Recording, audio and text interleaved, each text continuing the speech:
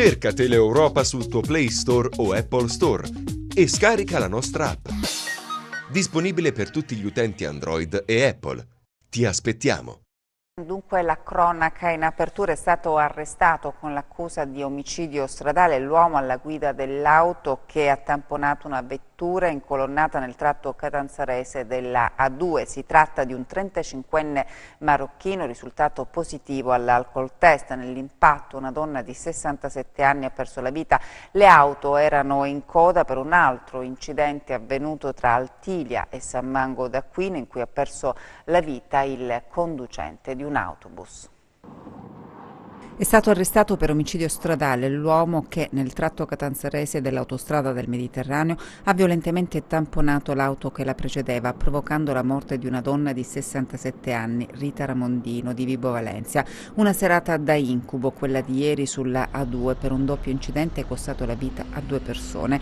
300 metri più avanti dal tratto in cui ha perso la vita la donna, un bus era andato a finire contro il guardrail. L'autista è rimasto incastrato tra le lamiere, non ce l'ha fatta. Proprio per quell'incidente le auto erano in coda, il traffico rallentato. La 67enne era in una di quelle auto incolonnate quando il mezzo è stato investito da un'altra vettura sopraggiunta a forte velocità. L'uomo alla guida, un 35enne residente in Marocco, secondo quanto accertato dagli inquirenti, era sotto l'effetto dell'alcol.